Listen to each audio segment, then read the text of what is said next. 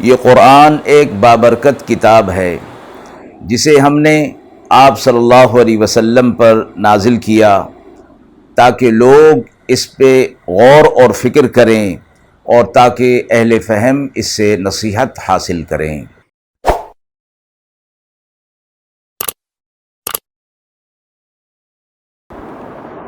بسم اللہ الرحمن الرحیم۔ السلام علیکم ورحمۃ اللہ وبرکاتہ۔ ناظرین کرام، درس قرآن مجید کے آج کے اس پروگرام میں ہم سورۃ الانعام کی آیت نمبر 111، 112 اور 113 کا ترجمہ اور تفسیر پیش کر رہے ہیں، اور آخر میں پوچھے گئے سوال کا جواب ہوگا۔ اعوذ باللہ من الشیطان الرجیم، بسم اللہ الرحمن الرحیم۔ وَلَوْ أَنَّنَا نَزَّلْنَا إِلَيْهِمُ الْمَلَائِكَةَ وَكَلَّمَهُمُ الْمَوْتَى وَحَشَرْنَا عَلَيْهِمْ كُلَّ شَيْءٍ قُبُلًا مَا كَانُوا لِيُؤْمِنُوا إِلَّا أَن يَشَاءَ اللَّهُ وَلَكِنَّ أَكْثَرَهُمْ يَجْهَلُونَ۔ وَكَذَلِكَ جَعَلْنَا لِكُلِّ نَبِيٍّ عَدُوًّا شَيَاطِينَ الْإِنسِ وَالْجِنِّ يُوحِي بَعْضُهُمْ إِلَى بَعْضٍ زُخْرُفَ الْقَوْلِ غُرُورًا وَلَوْ شَاءَ رَبُّكَ مَا فَعَلُوهُ فَذَرْهُمْ وَمَا يَفْتَرُونَ۔ وَلِتَصْغَىٰ إِلَيْهِ أَفْئِدَةُ الَّذِينَ لَا يُؤْمِنُونَ بِالْآخِرَةِ وَلِيَرْضَوْهُ وَلِيَقْتَرِفُوا مَا هُمْ مُقْتَرِفُونَ۔ آیات مبارکہ کا ترجمہ ملاحظہ فرمائیں۔ اور اگر ہم ان پر نازل کریں فرشتے اور وہ باتیں کریں ان سے، اور اسی طرح مردے باتیں کریں اور وہ زندہ ہو جائیں، ہم ہر چیز کو ان کے سامنے، تو وہ بھی ہرگز ایمان لانے والے نہیں ہیں، مگر یہ کہ اللہ جب چاہے، لیکن ان میں سے اکثر لوگ جاہل ہیں۔ اور اسی طرح کر دیا ہم نے ہر نبی کے لیے شریر دشمن آدمیوں میں سے اور جنوں میں سے، جو کہ سکھلاتے ہیں ایک دوسرے کو چکنی چپڑی باتیں اور فریب دینے کے لیے، اور اگر آپ کا رب چاہتا تو وہ لوگ یہ کام نہ کرتے، سو آپ چھوڑے رہیے،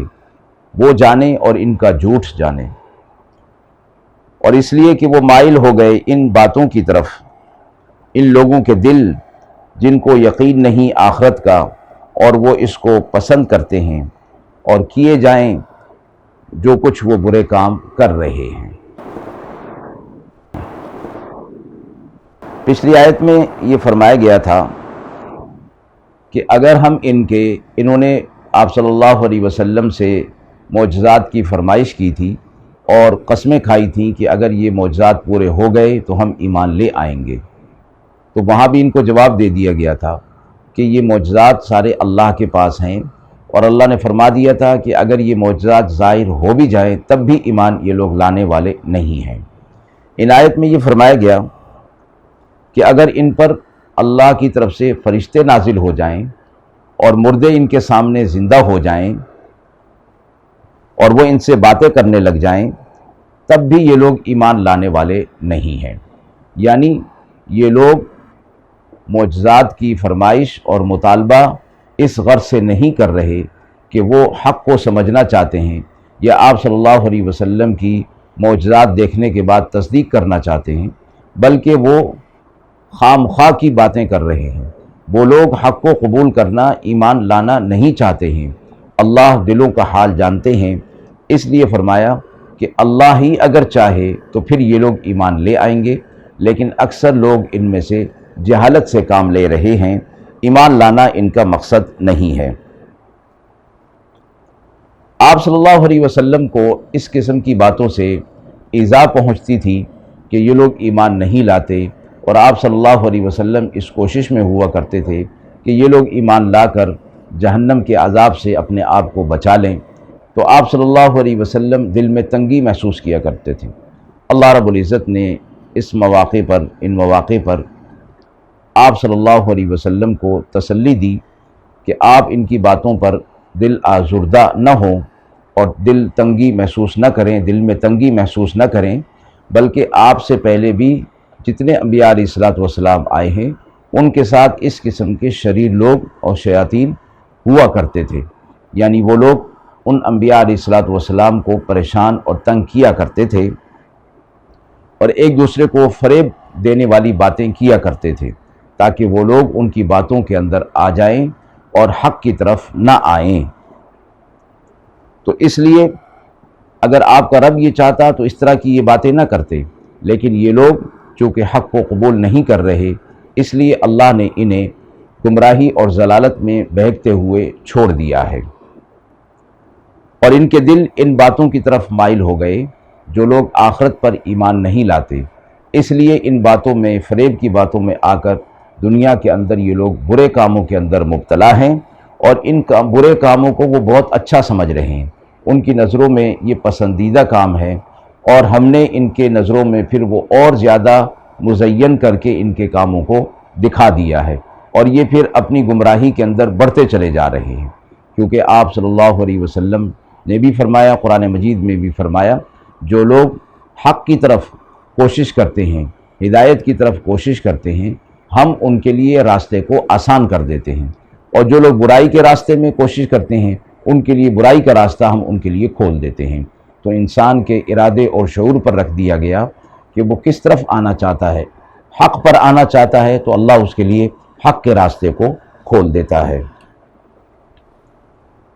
آیت نمبر 111 تا 113 کے حوالے سے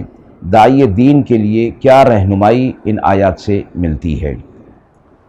فرمایا گیا کہ آپ صلی اللہ علیہ وسلم کو جیسے تسلی دی گئی کہ آپ ان تک اللہ کا پیغام پہنچائیے، آپ ان پر کوئی داروغہ اور نگہبان بنا کر نہیں بھیجے گئے ہیں، بلکہ آپ کا کام ان تک اللہ کا پیغام پہنچا دینا ہے۔ تو اس حوالے سے داعی دین کے لیے یہ رہنمائی ملتی ہے کہ اس کا کام بھی صرف اتنا ہے کہ وہ لوگوں تک حق کی بات پہنچا دے،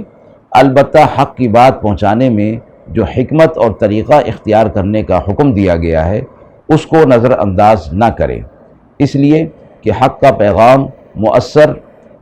اسی وقت ہوگا کہ جب اس کے پہنچانے کے انداز کو بہتر سے بہتر بنایا جائے۔ قرآن مجید نے فرمایا، ادعو الی سبیل ربک بالحکمہ، لوگوں کو اپنے رب کی طرف بلاؤ، اللہ کی طرف بلاؤ حکمت کے ساتھ، اور اس حکمت کے اندر تمام چیزیں شامل ہیں کہ ہر وہ انداز، ہر وہ طریقہ، ہر وہ رویہ اور ہر وہ معاملہ جس سے داعی کی دعوت دین مؤثر ہو جائے، اس کو اختیار کرنا دعوت دین، داعی دین کے لیے انتہائی ضروری ہے۔ اور ساتھ ہی یہ فرما دیا گیا کہ جو ایذا رسانی پر اور شریر قسم کے لوگ ہیں وہ تو دعوت حق کو مٹانے کی کوشش میں لگے رہیں گے، لہٰذا ان کی پرواہ نہ کی جائے، بلکہ اپنے کام کی طرف توجہ کرتے ہوئے دعوت دین کو پھیلانے کی ہر ممکن کوشش کی جائے۔ وآخر دعوانا ان الحمد للہ رب العالمین۔